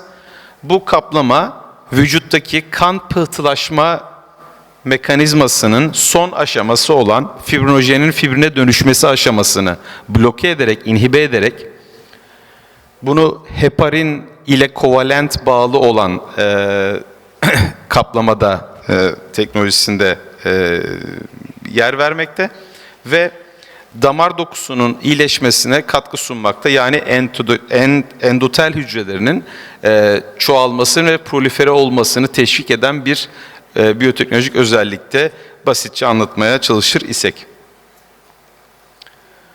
Bizim mühendislik boyutuyla ilgili bulunduğumuz Azerbaycan Teknik Üniversitesi'nin ekseninde değerlendirmek ve panelin ana konusu olan yapay zeka ve computational uygulamalarla ilgili konuşur isek. Bakınız, Sol üstte bir anjiyografi ünitesinde bir çalışma, bir eğitim var. Orada bir proktör hocamız eğitim vermekte, Nordmeyer hocamız. Bakın orada dijital bir resim görmektesiniz. Renkli bir stent. O bir damar. Vücuttaki damarda ilgili baloncuğun oluştuğu yere stent uygulanacak ve biz uygulama öncesinde o stentin ne şekilde pozisyonlanacağını, nerede başlayıp nerede biteceğini hekime yardımcı olmak adına klinik destek departmanında, kendi çalıştığım departmanda az önce Nuran hocamızın sizlere göstermiş olduğu bilgisayarlı tomografi imajlarından yola çıkarak biz bunları bilgisayarda işleyip, proses ederek 3D dataya ulaşıyoruz ve bu 3D data üzerinde biz ilgili stenti yerleştiriyoruz. Ve bu computational hesaplama sayesinde hekim operasyon öncesinde büyük oranda fikir sahibi oluyor. Bir sonraki aşaması biz bu computational 3D imajı ve simülasyonu oluşturduktan daha sonra biz bunu 3D olarak silikon materyalde 3D printing yapıyoruz. Bu bahsettiğim, elimde göstermiş olduğum şekilde. Bu hastanın kendi damar yapısını birebir taklit eden, simüle eden silikon materyal ile içine hastaya normal vaka sırasında prosedürde uygulanması gereken stent uygulandıktan sonra bir fotoğrafını çekiyoruz. Bakınız ikinci fotoğraf. Stent ilgili hastalıklı damar içine uygulanmış. Böylelikle hekim hem bilgisayar ortamında hem de elle tutulabilir bir ortamda hastadan önce tatbik etmiş olma şansına erişiyor. Biz buna sizing support, 3D simulation support diyoruz ve bunu çalışmakta olduğum klinik destek departmanında yapmaktayız. Aynı zamanda technical case support imkanı sunuyoruz. O da şu demektir, bir kariyer olarak bahsetmek isterim. Anjiyografi işlemi sırasında nöroradyoloji uzmanına veya beyin sinir cerrahisi uzmanına eşlik ederek ona vaka sırasında anlık destek sunmaktasınız. Çünkü ilgili stentin nasıl davrandığını siz bilmektesiniz ve bunu hekime doğrudan aktararak operasyon sırasında hastanın tedavisine katkı sunabilmektesiniz. Benim yapmış olduğum şekil bu iş anlamında. Aynı zamanda training imkanları, ondan kasıt mesleğe veya alana yeni başlamış hekimlerin ürün spesifik trainingleri çalışmadan önce, hastayla çalışmadan önce yapılması gereken anjiyo altında veya masa üzeri in vitro ortamda yapılması gereken tatbikler bunlar, idmanlar diyelim. Workshoplar bu bahsettiğimiz bütün ürünlerin hepsinin düzenli olarak workshopları yapılmakta. Biz bunlara uluslararası hekimlerimizi de konuk ediyoruz ve onlarla birlikte bu workshopları gerçekleştiriyoruz uygulamalı olarak. Örneğin akım yönlendiriciler için Hamburg'da her yıl 5 kez yapıyoruz. Damarlardaki darlığın açılmasına yönelik olan işlem için her yıl 2 kez Zollingen'de yapıyoruz veya Düsseldorf'ta trombektomi için workshop yapıyoruz gibi. Bu workshoplara hekimlerimiz katılıyor ve birlikte mesleki gelişime katkı sunmaya çalışıyoruz. Bu bahsettiğim sizin burada roll-up'ınızda da gördüğüm 3D Design, Develop and Deploy diye bir ibare var bakınız. Sizin roll-up'ınızda bugün gördüğüm çok yahşi bir cümle. Bizim de yapmaya çalıştığımız şey tam olarak budur. Bakınız 3D modelleme, 3D printing yani computational, sonra 3D printed, en sonda görmüş olduğunuz anjiyografik görüntü imaj, hani radyolojik imaj o, hastanın operasyon sırasında alınmış imajı. Bakınız hesaplanan gibi hastaya uygulanmış 3. resimde. 4. resimde kontrol edilmiş ve herhangi bir sıkıntısı olmadığı, damarın duvarına tam olarak yaslandığı, herhangi bir yerinde bir dönme, twist, kink gibi bir durum olmadığı ortaya konmuş ve hastanın tedavisine böylelikle doğrudan bir katkı sunulmuş. Son 2 slaytımıza girmekteyiz. Tabii ki bu klinik fayda bir vakadan değil, hekimler tarafından yapılan klinik çalışmalarda hastaların gruplandırılarak yapılmış olan klinik çalışmalarda şu an devam eden 6 tane çalışmanın burada gördüğünüz isimleri ve çalışma yürütücüleri, hocalarımızın isimleri var. Bunlar önde gelen medical journal'larda yayınlanarak bizlere ulaşmakta. Şirketimizin faaliyet alanı global çapta bu şekildedir. Şirketimiz Akandis uluslararası etkinliklere katılım göstermektedir. Düzenli olarak kongre, konferans ve simpozyalar için konuşmaktayız. Şirketin aynı zamanda distribütörlük veya doğrudan direkt faaliyet gösterdiği anlamda düşünürsek Amerika, Massachusetts, Türkiye veya İsviçre gibi farklı coğrafyalarda şirket doğrudan faaliyet göstermektedir. Burada bu subsidiaries yani doğrudan operasyonlar örnekler görülmekte. Beni dinlediğiniz ve zaman ayırdığınız için çok teşekkür ederim. Ev sahipliğiniz için şimdiden şükranlarımı sunarım sizlere.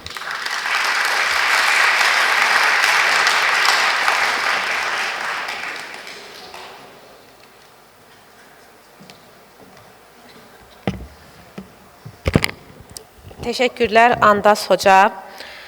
Çox sağ olun ətraflı çıxışınız üçün. İndi isə söz verilir Texnika elmləri doktoru, Azərbaycan Milli Elmlər Akademiyasının müxbir üzvü, Azərbaycan Texniki Universitetinin Data Elmi və Süni İntellekt İnstitutunun direktoru hörmətli Ramiz Alıquliyevə. Hörmətli həmkarlar, hörmətli rektor, hörmətli tədbir iştirakçıları, hörmətli bizim gələcəyimiz tələbələr. Mənim təqdim edəcəyim təqdimat süni intellektin adından da görürsünüz. Süni intellektin inkişaf mərhələləri, mənbələri, trendləri və təhlükələr haqqındadır. Süni intellekt haradan gəlib, haraya çatmışıq? Dünəni, bugünü və gələcəyi. Təqdimatın əsas tezisləri, süni intellekt nədir? Süni intellektin gördüyünüz kimi ən çox tətbiq olunduğu 10 sahə, inkişaf mərhələləri, süni intellektin mənbələri, biologiyadan qaynaqlanan süni intellekt alqoritmləri və s. Keçək süni intellekt nədir? Sualına cavab verək. Süni intellekt son vaxtlar Azərbaycanda bəzən belə bir təəssürat yaradıblar ki, sanki süni intellekt Azərbaycana təzə gəlibdir. Tamamilə vilayət müəllim dedi, tamamilə yanlışdır. Süni intellekt Azərbaycana 70-ci illərdəndir. Kadrlar o vaxtdan yetişdirilir. Sadəcə olaraq son illər ChatGPT ki, belə gözlənilməz nəticələr verdi. Süni intellekt bu qədər populyarlaşdı. Süni intellektin bu dərəcədə effekt verdiyini heç kim gözləmirdi. Məşhur Jeffrey Hinton, süni intellektin xas atalarından biri, keçən il Nobel mükafatı almış, fizika sahəsində Nobel mükafatı almış Jeffrey Hinton, 2023-cü ildə ChatGPT ki, belə nəticələr verəndə məşhur bir sözü var. Hətta mən özüm o süni intellektin 30-50 il ərzində belə bir nəticə verəcəyini gözləmirdim. Süni intellekt bütün gözləntilərin üstünü açdı. Fikir verirsiniz, süni intellekt kim indi IT ilə məşğul olursa deməli hamısı süni intellektdir. Həm texnologiya, həm elm sahəsində.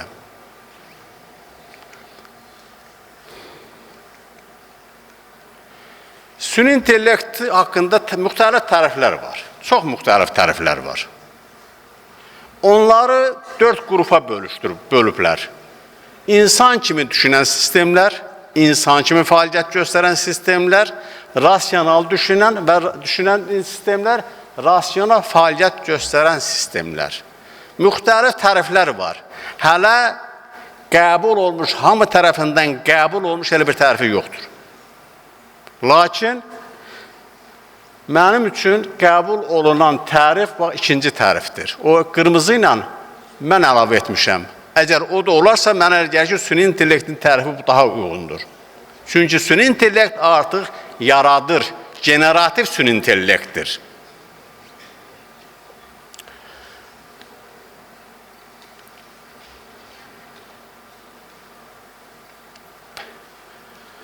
Fikir verirsiniz, süni intellektin tətbiq olunduğu top 10 sahə, səhiyyət tip birinci yerdədir. Nədən səhiyyət tip birinci yerdədir? İzahı, çox sadə izahı var. Süni intellekt tipdən başlayıb yaranmağa. İnsan beyninin modelini, neyronların modelini başlayıblar yaratmağa. İlkin başlayıb 1943-cü ildə, deyəcəm onu. Süni intellekt nədən tip sahəsində səhiyyədə belə geniş tətbiq olunur?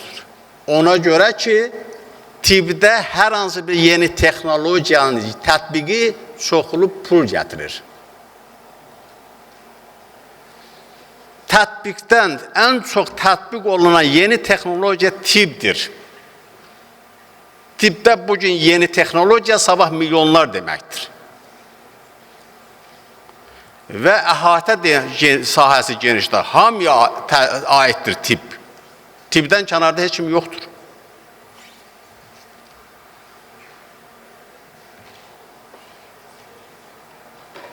Fikir verirsiniz, səhiyyədə, bu ilki olan proqnozlardır bunlar hamısı.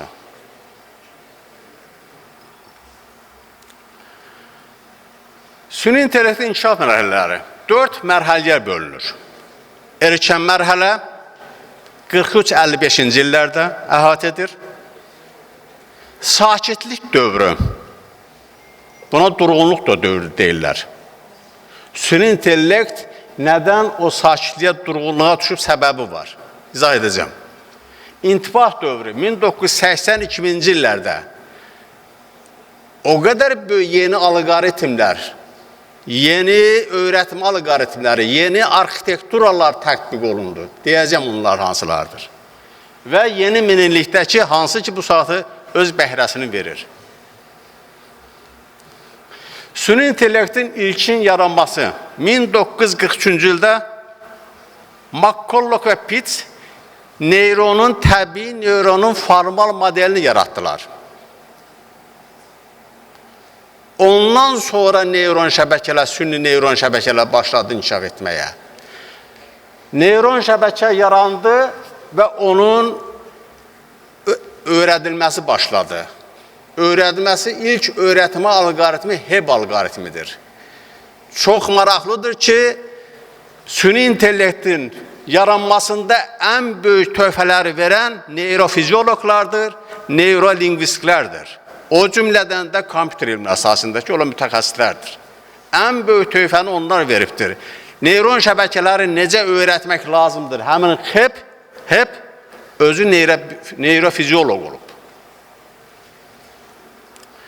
Süni intellektin yaranması, termin kimi yaranması bildiyiniz ki 1953-cü ildə Dartmouth Universitetində məşhur McCarthy o termini ilk dəfə orada işlədibdir. Süni intellekt terminini. Ən maraqlısı gəldi 3-cü mərhələ. Erkən həvəs, yüksək gözləntilər. O qədər həvəsə gəldilər ki, neyron şəbəkə o vaxt o qədər belə gözlənilməz nəticə verirdi. Məşhur Simon'un məşhur sözü var. Fikir versin, mən sizi şoka salmaq istəmirəm, amma hal-hazırda biz maşınların düşünə, öyrənə və yarada bildiyi bir dünyada yaşayırıq. Bu gözlənti çox qısa müddətdən sonra pesimizmə uğradı. Səbəb.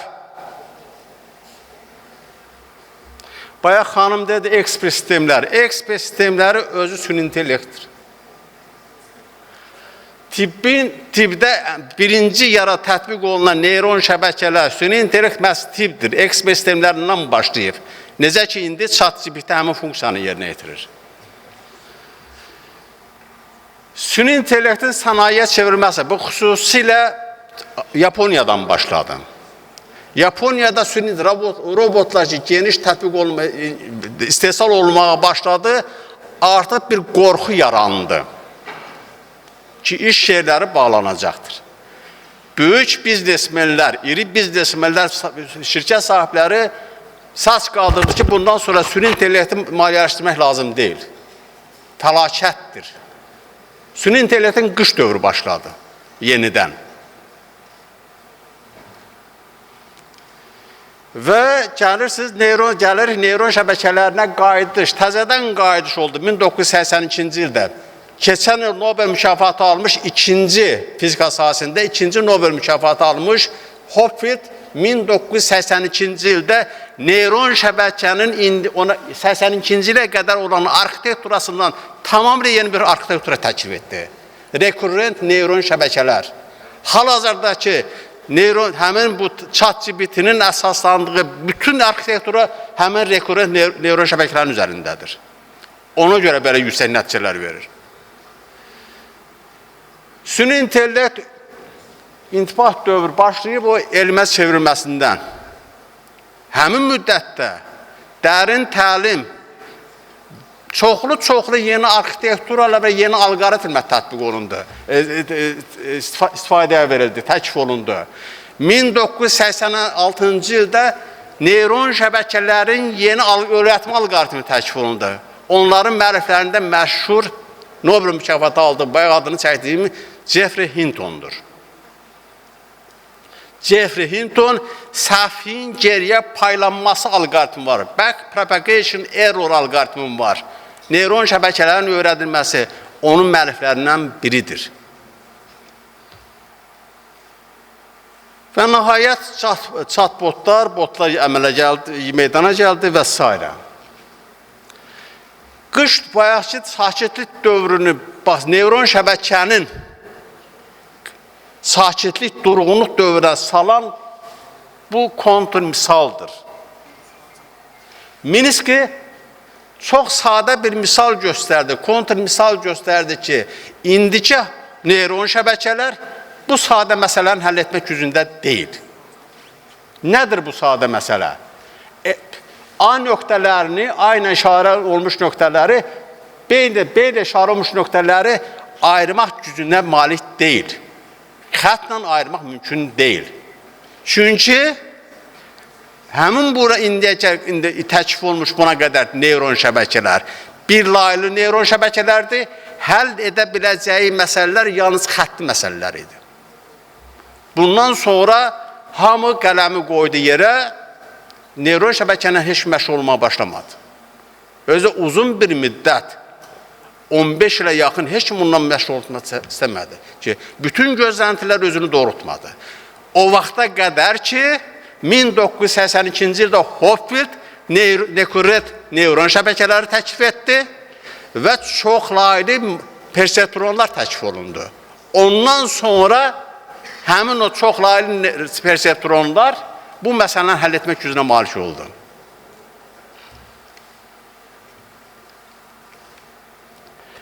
Süni intellektin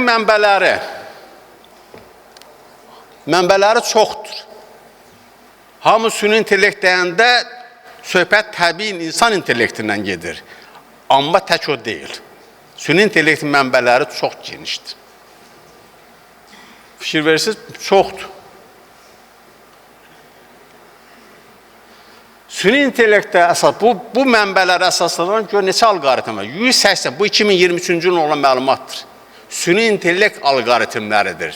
Təbiətdən, biologiyadan, fizikadan, kimyadan, idmandan və sosial mühitdən qaynaqlanan 183 alqoritm var. Onun 108-i biologiyadan qaynaqlanıb. Hansı alqoritmlərdir?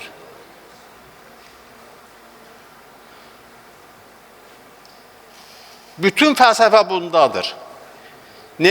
Süni intellekt öz başlarını götürüb təbii intellektdən, tətbiq olunub təzədən tibbə, biologiya və s.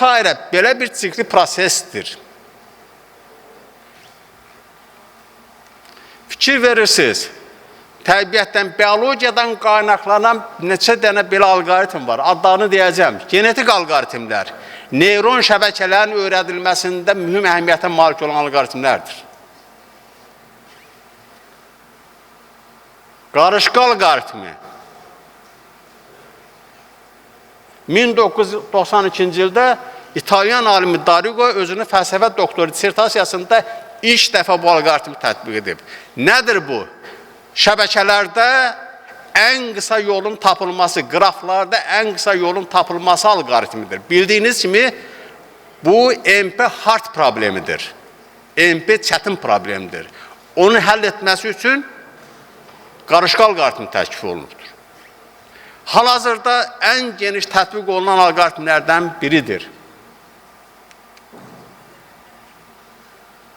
Məşhur Türk alimi Karaboğa arı alqoritmi təklif etdi. Arı ki, belə deyək ki, balı necə maksimal şəkildə toplamaq istəyir, optimal həll tapır, onun analogunu tapıb, onu modelləşdirib, riyazi modelini qurubdur. Çoxdur belə. Bütün eşitdiyiniz heyvan, həşərat, hamısına aid alqoritmlər var. Hamısına aid.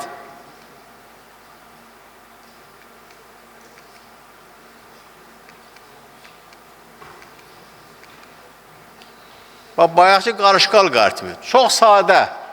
Qarışqaların davranışını müşahidə ediblər, öyrəniblər və onu modelləşdiriblər.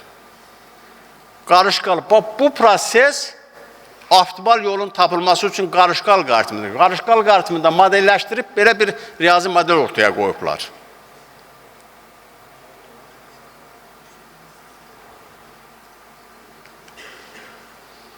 Arı alqoritmi, arıların necə işləyirlərsə, fikir verirsiniz, arılar 3 qrupa bölünür. Arılar necə ki optimal həll tapırlarsa, onu tətbiq edirlər süni intellekt alqoritmlərinə. Pilotsuz uçuş aparatları, sürü alqoritminə əsaslanan pilot sürüləri var ki, pilotsuz uçuş aparatları sürüsü var ki, indi hal-hazırda Ukrayna-Rusiya müharibəsində geniş tətbiq olunur. Onların işləmə alqoritmlərinin əsasında sürü alqoritmləri durur. Particles form optimization deyirlər. O durur. Pişik alqoritmi və s. və s. Alaq alqoritmi, alaqlar necə yayılır?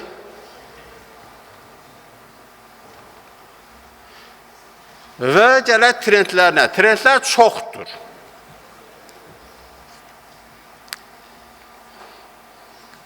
Burada ən böyük trendlər, təhlükələr nədən ibarətdir? Burada trendlər var. Məsələn, axırıncıya baxın, iş yerində süni intellekt.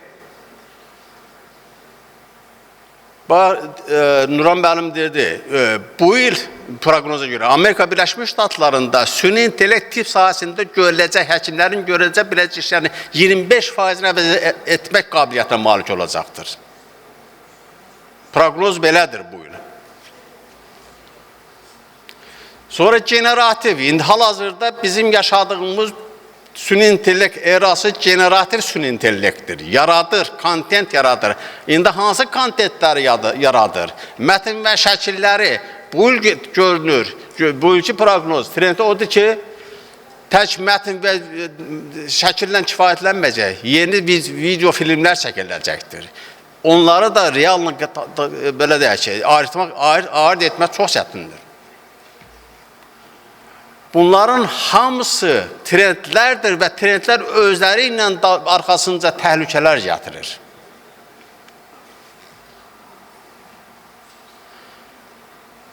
Bayaq Turan müəllimə sual verdim, nədən ChatGPT 3.5 nə bilim, nədəndir o? Hələ o sualın cavabı yoxdur, fərziyyələrdir. Bax, birinci budur, bax, şəffaflığın olmaması. O qara bir qutudur. İçərisi bilinmir nədir. Qərar qəbul edir. Qərar qəbul edir. Nəyin əsasında qərar qəbul edir? Məlum deyil. Şəffaflıq yoxdur. Təhlükə buradadır.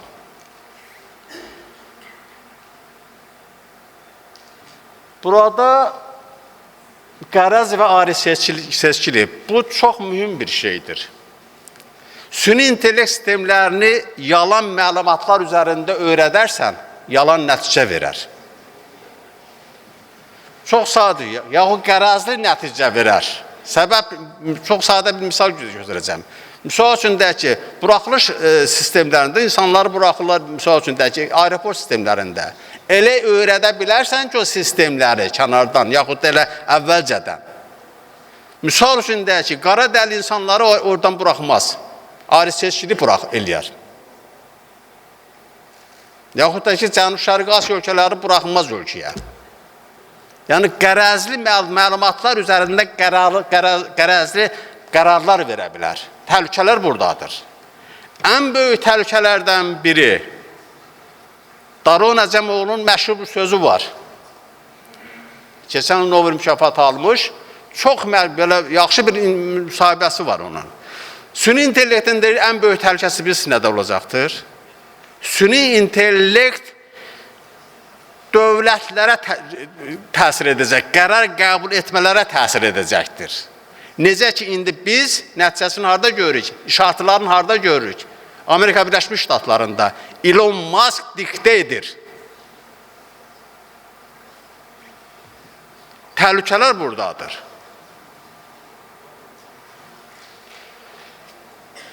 İmperializm yaradır süni intellekt. Və yaradacaqdır. Rəqəmsal uçurum yaradır. Kapitalın qeyri-bərabər paylanmasını yaradacaqdır. Metri effekti yaradacaqdır. Kasıblar hansı sürətlə kasıblanırsa, varlar o sürətlə alınacaqdır.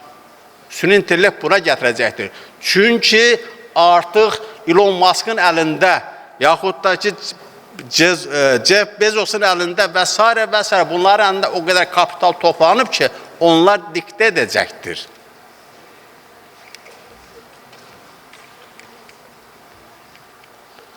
Və nəhayət, süni intellektin qurucu ataları, məşhur Alan Turing, John McCarthy, Marvin Minsky. Marvin Minsky düzdür, süni intellektin inkişafına mane olub, amma həmin o kontr misal yenidən bir nəfəs verir süni intellektə. Məhz onun 1969-cu ildə çıxartdığı Perseptronlar kitabı kompüter elmləri sahəsində Nobel mükafatı hesab edilən Turing mükafatına layiq görülübdür.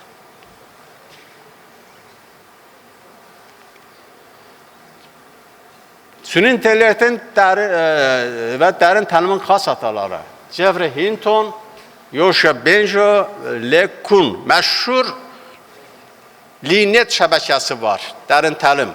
Həmin bunlar müəlliflərdir. Və bunlar da bizim Nobel mükafatçılarımız. Baxmayaraq ki, süni intellekt sahəsində Nobel mükafatı yoxdur, ola da bilməz, çünki o vaxt təhsil olanda belə bir elmi sahə yoxdur. Keçən il fizika sahəsində 2 Nobel mükafatı alan var. İkisi də süni intellekt sahəsində olan mütəxəssislərdir. Sadəcə onlara bypass ediblər. Kimya sahəsində 3 Nobel mükafatı alıb, 2 süni intellekt sahəsindədir.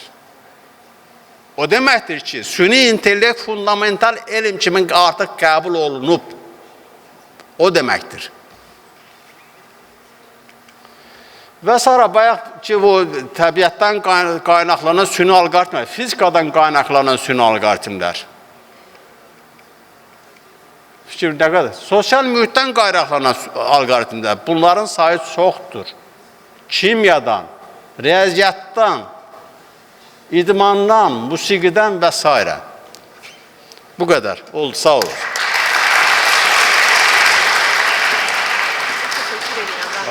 Sual varsa işlə bilərəm. Çox sağ olun Ramiz müəllim. Mənim sualım ondan ibarətdir ki, sizin qeyd etdiyiniz bu süni intellekt modelləri, hamısı rəqəmlərlə işləmə modelləridir. Sualım ondan ibarətdir ki, bundan sonraki mərhələdə sözlə artıq işləmə mərhələsi gəlir. Yəni verbal sistemin bura tətbiqi ilə bağlı gəlir. Yəni artıq burada gedir Lütfüzadə nəzəriyyəsinin bura tətbiqi ilə bağlı mərhələsində biz artıq hansı belə deyim ki, mərhələlərlə qarşılaşacağıq. Yəni bu haqda sizin fikriniz nədir? Mən burada süni intellektin mənbələrinə dedim, tək bundan bitmir. Qeyri-səlis məntiq, Lütfüzadə nəzəriyyəsi burada geniş tətbiq olunur. Qeyri-səlis neyron şəbəkələri var. Həmin dediyiniz var. Onlar hamısı var. Mən onu inkar etmirəm, var. Belə də var. Sadəcə olaraq çox geniş olmaması üçün bu hissələri vermişəm və sözlə də hesablamalar, nə ilə də hesablamalar olursa olsun yenə rəqəmlərə gəlir. Necə ki, üçbucaq ədədlər yenə ədədlərə gəlir. Sözlə ifadə edirik, yaxşıdır, pistir və s. Sonra onu biz nə edirik? Üçbucaq ədədlərlə, trapesiyadal ədədlərlə nə olursa olsun yenə də rəqəmlərə gəlirik. Bunu rəqəmlərdən kənara qaçmaq mümkün deyil.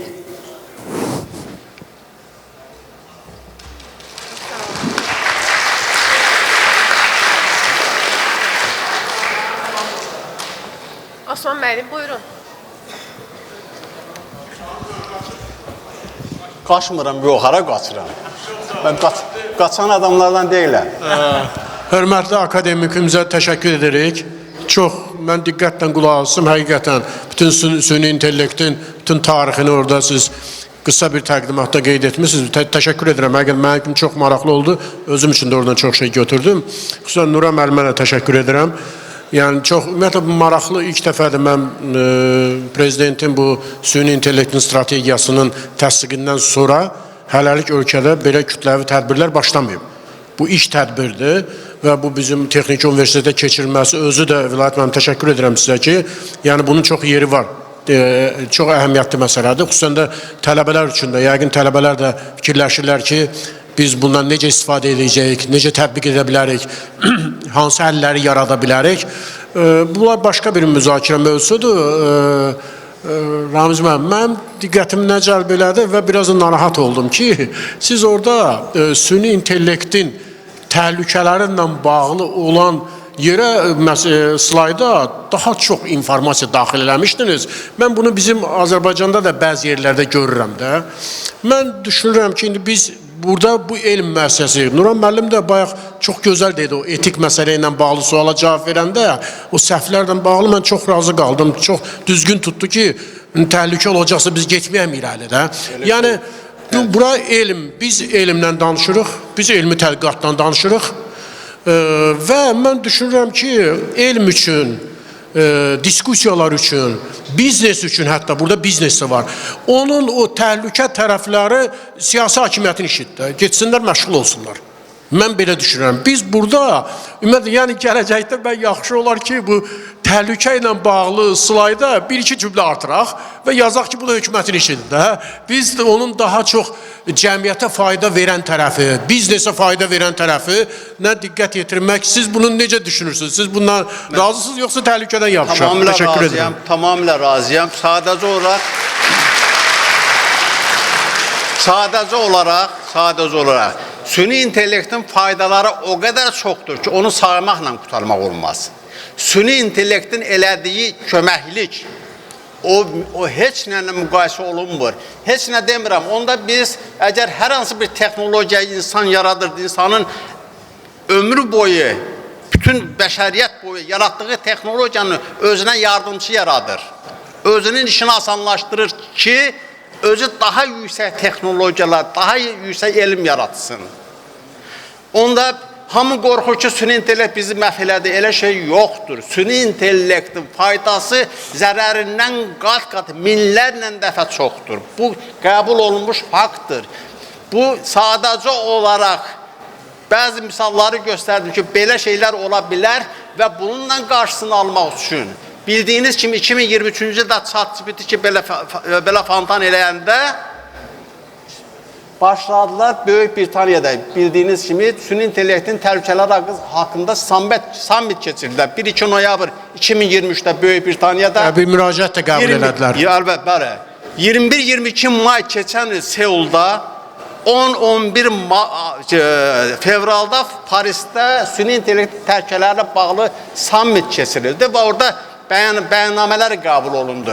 Bildiyiniz kimi Trump bu il gələndə həmin ilk verdiyi sərəncam nə oldu? Biden tərəfindən qəbul olunmuş sərəncam var idi ki, süni intellektin, orada funksiyalar böyük şirkətlər üzərində funksiya qoyurdu, öhdəlik qoyurdu ki, süni intellektin təhlükələri və gələcəkdə yarada biləcək təhlükələr haqqında dövləti, hökuməti xəbərdar etsin. Trump gəldi onun üstündən xətt çəkdirlər. İlk sərəncamı bu oldu. Və səbəb də gətirdi ki, bu sərəncam Amerikanın əlinin qolunu bağladı. Və ona görə Çin bizdən qabağa çıxdı. Doğrudur. Amma və bu il 10-11 Mən düşünürəm bizim yolumuz da elə olmalıdır da. Biz yolumuz təhlükələrdən siyasi hakimiyyət məşğul olsun da. Təhlükə bizlik deyil. Sadəcə olaraq bu təhlükələri maarifləndirmək üçün deyirik. Oldu, sağ ol.